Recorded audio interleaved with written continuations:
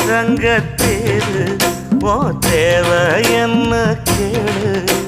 வெடல புள்ள நானும் ஒரு விவரம் கேட்க வேணும் தன்னானே